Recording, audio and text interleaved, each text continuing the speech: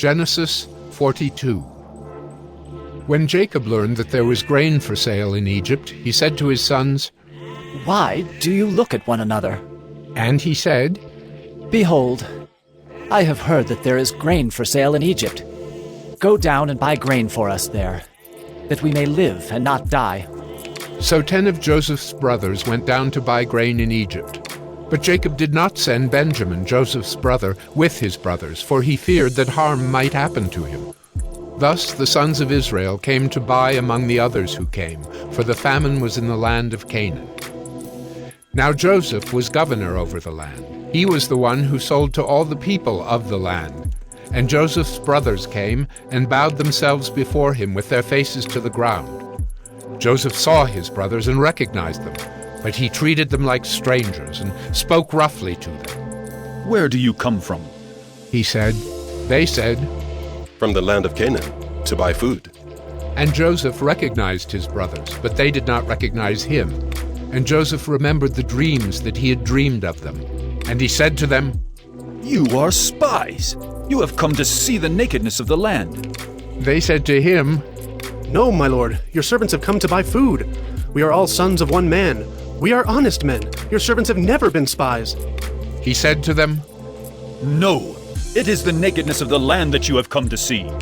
And they said, "We, your servants, are 12 brothers, the sons of one man in the land of Canaan. And behold, the youngest is this day with our father, and one is no more." But Joseph said to them, "It is as I said to you. You are spies. By this you shall be tested. By the life of Pharaoh, you shall not go from this place unless your youngest brother comes here. Send one of you, and let him bring your brother, while you remain confined, that your words may be tested, whether there is truth in you, or else, by the life of Pharaoh, surely you are spies." And he put them all together in custody for 3 days. On the 3rd day Joseph said to them, "Do this, and you will live, for I fear God. If you are honest men, let one of your brothers remain confined, where you are in custody, and let the rest go and carry grain for the famine of your households. And bring your youngest brother to me, so your words will be verified, and you shall not die." And they did so. Then they said to one another, "In truth, we are guilty concerning our brother, in that we saw the distress of his soul when he begged us and we did not listen. That is why this distress has come upon us." And Reuben answered them, "Did I not tell you not to sin against the boy? But you did not listen. So now there comes a reckoning for his blood." They did not know that Joseph understood them, for there was an interpreter between them. Then he turned away from them and wept. And he returned to them and spoke to them. And he took Simeon from them and bound him before their eyes. And Joseph gave orders to fill their bags with grain, and to replace every man's money in his sack, and to give them provisions for the journey. This was done for them. Then they loaded their donkeys with their grain and departed.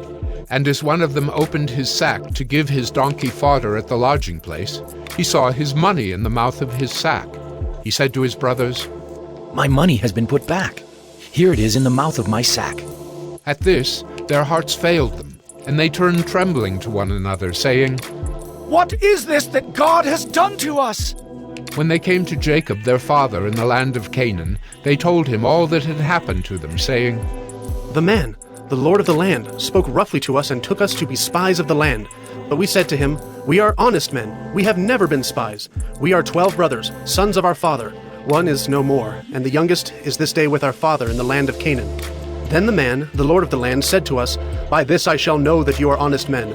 Leave one of your brothers with me, and take grain for the famine of your households, and go your way.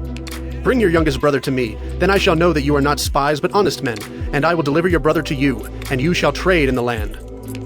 As they emptied their sacks, behold, every man's bundle of money was in his sack. And when they and their father saw their bundles of money, they were afraid.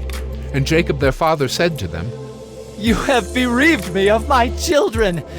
Joseph is no more, and Simeon is no more. And now you would take Benjamin? All this has come against me."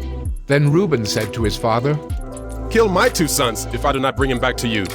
Put him in my hands, and I will bring him back to you." But he said, "My son shall not go down with you, for his brother is dead, and he is the only one left.